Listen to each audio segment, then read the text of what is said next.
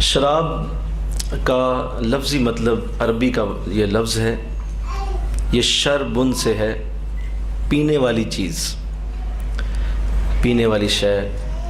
اور عرب کے اندر شراب جو ہے یہ بالکل ایک عام چیز تھی۔ آقا اسلام کے دور مبارک میں جب اس کو حرام کیا گیا تو اللہ تعالیٰ نے اس کو بڑا ترتیب کے ساتھ حرام فرمایا، ایک دم حکم نازل نہیں کیا، اس لیے کہ یہ معاشرے کے اندر اس قدر رچ بس چکی تھی کہ لوگ اس کو ہاضمے کے طور پہ بھی بعض پیتے تھے کہ اس سے ہاضمہ بہتر ہو جاتا ہے، بعض اس کو شوقیہ پیتے تھے، بعض ایک سٹیٹس سمبل کے طور پہ پیتے تھے کہ شراب پینا ایک سٹیٹس سمبل ہے، بعض اس کو نشے کے طور پہ پیتے، یعنی مختلف اس کی نیتیں تھیں، لیکن یہ پی ہر گھر میں جاتی تھی، ہر گھر کے اندر اس کا باقاعدہ جام ایک مٹکا موجود ہوتا تھا، اور کھانے کے ساتھ یا ویسے جب جی چاہا اس کو لوگ پیتے تھے۔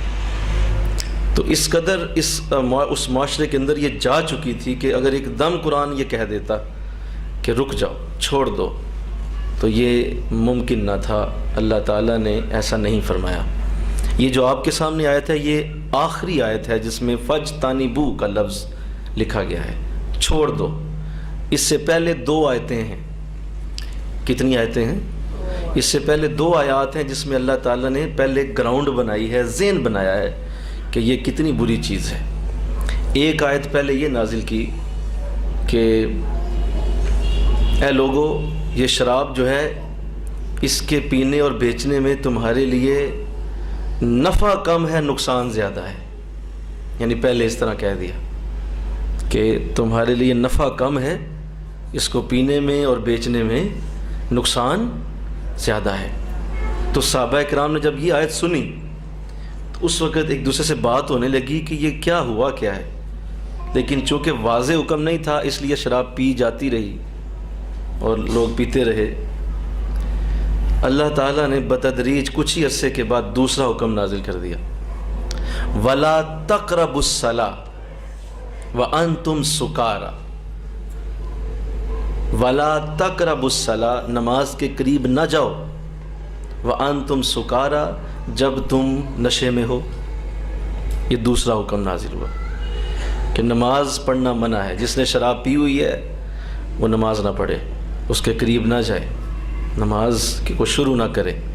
وَلَا تَقْرَبُوا الصَّلَاةَ وَأَنْتُمْ سُكَارَىٰ، یہ دوسرا حکم تھا۔ اب اس پہ آ کے تقریباً 70% ذہن تیار ہو چکے تھے۔ پہلے یہ کہا گیا کہ نفع کم ہے، نقصان زیادہ ہے، ذہن تیار ہوا، گراؤنڈ بنی کہ یہ بری چیز ہے۔ دوسرا حکم آیا کہ نماز کی حالت میں تو بالکل نہ پڑھو، اس کو پیو، نماز نہ پڑھو اگر تم نے پی ہے۔ تو اس سے صحابہ کرام کا ذہن اور کھل گیا اور واضح ہوگی بات کہ لگتا ہے کہ یہ اللہ کو اچھی نہیں لگ رہی، کیونکہ نماز سے دور رہنا، اللہ اکبر، اس لیے کہ صحابہ کرام اصل میں اس دور میں نماز کے اتنے عادی ہو چکے تھے، جی نماز کی اتنی عادت پڑ چکی تھی کہ نماز چھوڑنا سوال ہی پیدا نہیں ہوتا تھا۔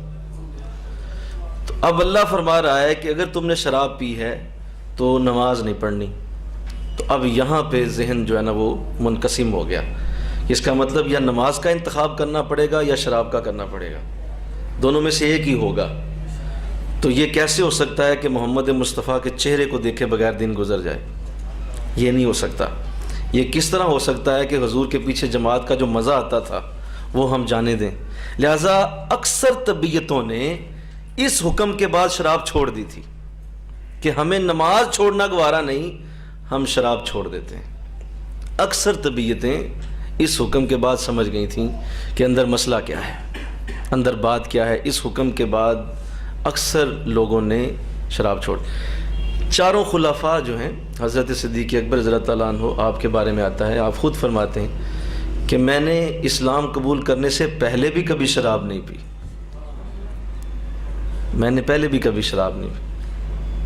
تو اس کی وجہ آپ فرماتے ہیں اس لیے تھی کہ میں شریف طبیعتوں والے لوگوں کا ایک اندازہ لگاتا تھا کہ جب انسان شراب پیتا ہے تو پھر بہک جاتا ہے، اور پھر وہ مطلب کسی فٹ پاتھ پہ پڑا ہوا ہے، کسی نالی میں گرا ہوا ہے، اس کے منہ سے لفظ عجیب عجیب نکل رہے ہیں.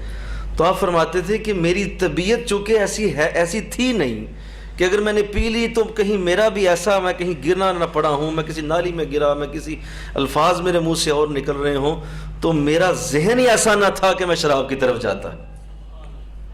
یہ شریف طبیعتوں والی چیز ہی نہ تھی. تو اس لیے میں نے اسلام لانے سے پہلے بھی کبھی شراب نہیں پی. سبحان اللہ، مل کے کہیے سبحان اللہ. اسی طرح باقی خلفاء بھی، حضرت فاروق اعظم آپ کے بارے میں بھی یہی آتا ہے، عثمان غنی ہیں، حضرت علی المرتضیٰ ہیں، دیگر بہت سارے صحابہ کے بارے میں بھی ہے، لیکن زیادہ تر صحابہ کرام کے ہاں یہ پی جاتی تھی، اس لیے کہ اس کا کوئی حکم قرآن میں نہ تھا، لہٰذا کوئی گناہ بھی نہ تھا. اگر کوئی یہ کہے کہ وہ گناہ گار ہو رہے تھے تو وہ کوئی نہیں، کیونکہ قرآن میں ایسا حکم نہیں اترا. اللہ اکبر. ایک بار تو ایسا ہوا کہ آقا علیہ السلام کے چند صحابہ کسی مکان میں جمع تھے، اور وہاں نماز مغرب ادا ہونے لگی، تو کسی صحابی کو جماعت کے لیے آگے کھڑا کر دیا گیا کہ دعوت ہو چکی ہے، کھانا کھا چکے ہیں، پانی پی چکے ہیں. اس وقت شراب کا چونکہ حکم نہیں تھا تو لہٰذا سب نے پی لی، اور پھر ایک صحابی کو کھڑا کر دی.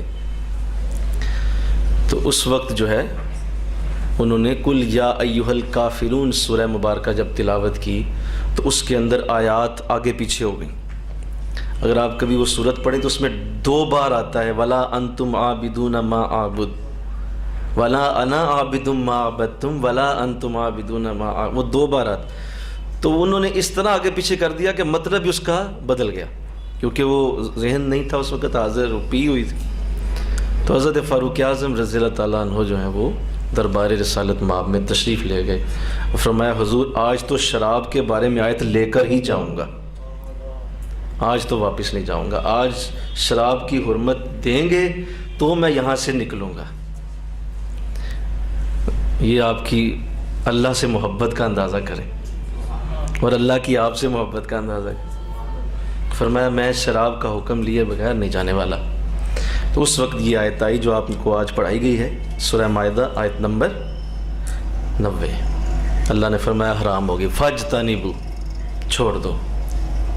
یہ میں نے اس لیے بیک گراؤنڈ عرض کر دیا تاکہ ذہن رہے کہ آقا علیہ السلام نے اس کو، یا حضور کے دین میں اس کو بتدریج حرام کیا گیا.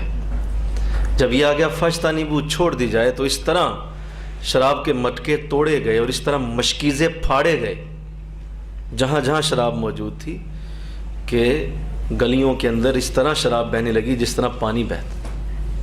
اس طرح گلیوں کے اندر شراب کے وہ تمام جو مٹکے تھے اور پھوڑ دیے گئے، توڑ دیے. مکہ کی طرف، مدینہ کی طرف جو آ رہے تھے لے کے، وہ بھی انہیں علم ہوا راستے میں کہ شراب کا حکم آ گیا ہے، حرام کر دی گئی. انہوں نے راستے میں شراب ریت میں بہانا شروع کر دی، اور اس کے بعد اس قدر یہ حکم نافذ ہوا کہ آج تک نافذ العمل ہے، اور اللہ کے اس دین کے اندر شراب حرام ہے، آج تک اس کو کوئی نہیں بدل سکا. اور لوگ اس سے اجتناب کرتے ہیں. جو شریف طبیعتیں ہیں، جنہیں اللہ نے سعادت بخشی ہے، وہ آج بھی اس سے دور ہیں. اللہ اکبر. لیکن چونکہ میں ابھی جو بات کی میں نے کہ ہمارا معاشرہ اس حد تک آگے جا چکا کہ تعلیم و تربیت کا نظام ختم ہوا، اللہ والوں کی درسگاہیں اجڑ گئیں، اور خانقاہی نظام ہمارا برباد ہو گیا، باقاعدہ تعلیم و تربیت کا کوئی سلسلہ نہ رہا.